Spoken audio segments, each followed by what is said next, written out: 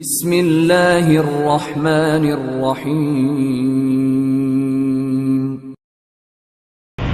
ارشاد فرمایا مدنی کریم صلی اللہ تعالی علیہ وسلم نے بے یقینی کا دور آئے گا، بدگمانی کا دور آئے گا، لوگ اس قدر دور ہو جائیں گے کہ وہ دنیا کو دین پہ ترجیح دیں گے، اللہ کے قرآن کو ہلکا سمجھیں گے، نظام مصطفیٰ صلی اللہ علیہ وسلم کو ہلکا سمجھیں گی، اللہ کے نبی کا فرمان ان کے سامنے ہلکا ہوگا اور یہود و نصارہ کی روایات ان کے لیے اونچی بن جائیں گی۔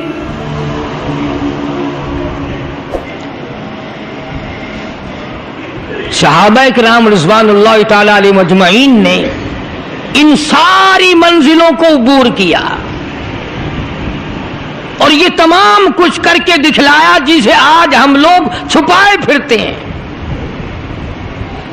اللہ تعالیٰ کی نصرت اور اعانت ان کے اتنی شامل حال ہوئی، تاریخ شاہد ہے کہ جو کام لاکھوں انسان نہیں کر سکتے تھے وہ ایک ایک نے کر دیا،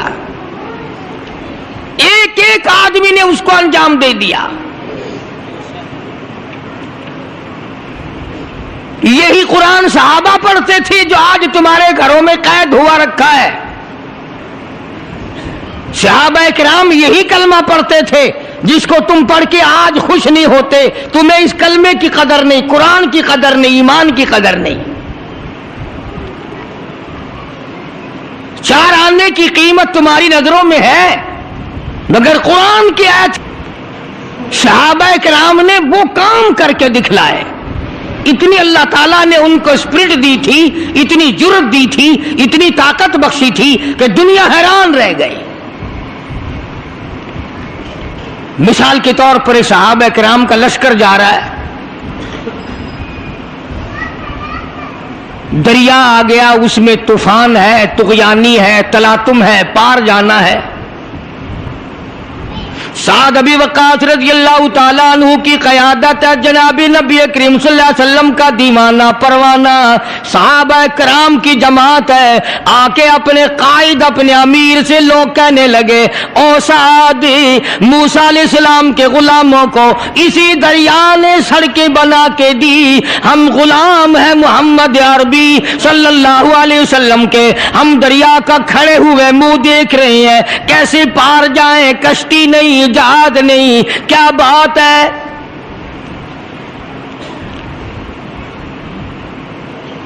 حضرت سعد ابی وقاص رضی اللہ تعالیٰ عنہ نے فوراً اٹھ کے اللہ پاک کے حضور میں عرض کر دیا، الہ العالمین کالی کملی والے صلی اللہ علیہ وسلم کے غلام ہیں، محمد عربی صلی اللہ علیہ وسلم کے غلام ہیں، پار جانا چاہتے ہیں، دریا کا راستہ بڑا خطرناک ہے، بڑا طوفان ہے، بڑا تلاطم ہے، بڑی طغیانی ہے، تاریخ شاہد ہے صحابہ کرام کے سامنے دریا نے سڑکیں بنا کے پیش کر دی۔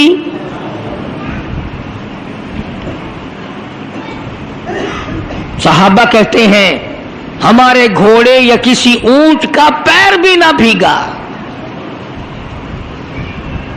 پانی نے غلامی کی، پانی نے سڑکیں بنا کر پیش کر دی۔ آج اگر تم بناؤ گے، پہلے اس کا اسٹیمیٹ لگاؤ گے، پھر اس میں اپنے لیے کچھ بچت رکھو گے، پھر ٹھیکیدار سے ملو گے، پھر افسروں کا اس میں سے کچھ حصہ نکالو گے، پھر کبھی جا کر کے سڑک بنے گی اور انشاءاللہ جب تک وہ پوری ہوگی پیچھے سے اکھڑ جائے گی۔ مسلمانوں کے کام ہیں سارے۔ حضرت سعد ابی وقاص رضی اللہ تعالیٰ عنہ کی قیادت میں سارا لشکر پار نکل گیا، پھر پانی مل گیا۔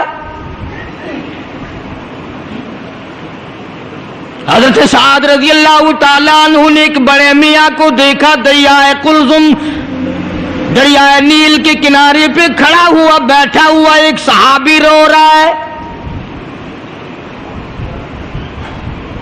حضرت سعد رضی اللہ تعالیٰ عنہ نے پوچھا ما تبکی یا ایھا الشیخ، اور بڑے میاں تجھے کیا ہوا، تو کیوں رویا؟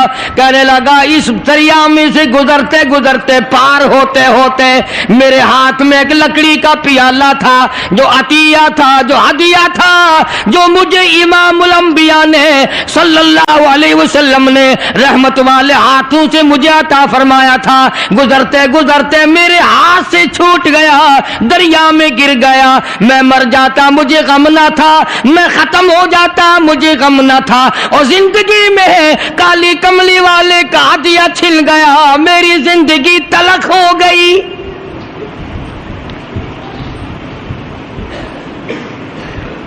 کسی کو بادشاہ کا ہدیہ ملا ہوگا، کسی کو وزیروں کا ہدیہ ملا ہوگا، کسی کو امیروں کا ہدیہ ملے گا، مجھے شہنشاہ کائنات نے ہدیہ دیا، رحمت والے ہاتھوں سے ہدیہ دیا، لکڑی کا پیالہ دیا، میں اسی جان سے زیادہ عزیز رکھتا تھا اور مجھ سے دنیائی میں چھن گیا۔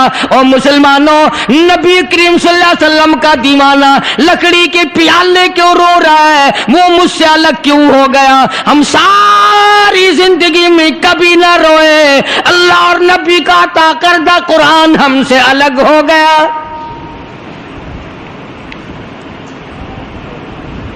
ہم بھی کبھی بیٹھ کے روئے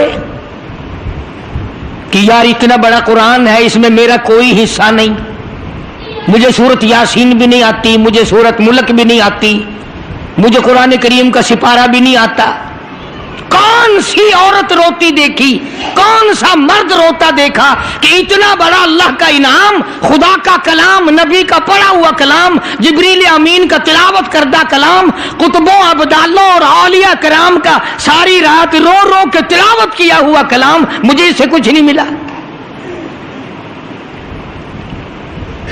کون روئے؟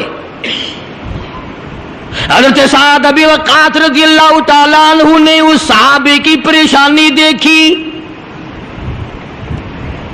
دریا کے کنارے پہ کھڑے ہو گئے، دریا کو آواز دی یا ایھا البحر، او دریا، اے دریا، ہم غلام ہیں محمد عربی صلی اللہ علیہ وسلم کے، کالی کملی والے کے ایک دیوانے کا پیالہ تجھ میں گر پڑا، میں حکم دیتا ہوں پیالہ واپس کر دے۔ دریا کو کہتا ہے میں حکم دیتا ہوں پیالہ واپس کر۔ یہ بات تمہاری سمجھ میں نہیں آئے گی۔ ہاں وہ تو آ جاتی ہیں کہ ایک آدمی تھا دریا سے پار جانا چاہتا تھا، ایک اللہ والے نے کہا میری انگلی پکڑ، اس نے پار ٹپا دیا۔ کیا چیز بعید ہے محمد کریم صلی اللہ علیہ وسلم کے غلاموں سے؟ اللہ تعالیٰ نے اتنی قوت دی ہے، اتنا جذبہ دیا ہے، اتنی جرت دی ہے، اتنا یقین اور ایمان دیا ہے کہ صحابی منت نہیں کرتا، ہاتھ نہیں باندھتا، کہتا ہو دریا میں تجھے حکم دیتا ہوں پیالہ واپس کر۔ اصل بات پتہ کیا تھی؟ وہ جانتے تھے کہ یہ دریا بھی اللہ کی مخلوق ہے اور ہم اللہ کی مخلوق ہیں، اور ہم اللہ کے کام اور اس کے حکم پہ چلے ہیں، اسی کا پیغام آگے پہنچانے چلے ہیں، اسی کا نام آگے روشن کرنے چلے ہیں، اس لیے ہر چیز ان کی غلامی کرتی تھی۔ چنانچہ ابن حشام نے لکھا ہے، مقدمہ ابن خلدون نے لکھا ہے، تاریخ شاہد ہے، ہزاروں آدمی دیکھ رہا تھا، ایک دو نہیں، دریا میں چھال آئی، پیالہ صحابی کے پیروں میں آ کے پڑا، پیالہ لکڑی کا دریا نے سرکار مدینہ صلی اللہ علیہ وسلم کے غلام کے پیروں میں پھینک دیا، یہ ثابت کر دیا اگر تو ان کا غلام ہے تو میں دریا ان کے غلاموں کا غلام ہوں۔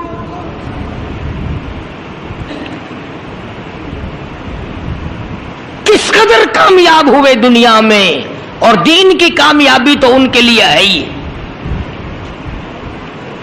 اور اس پر فخر نہیں کیا کسی صحابی نے کہ صاحب ایسا ہوا ایسا ہوا۔ یہاں سے چلے، آگے سفر طے کرتے کرتے شام ہو گئی، گھنونے جنگل میں شام آئی۔ اس زمانے میں بڑے دور دور بستیاں شہر ہوا کرتے تھے۔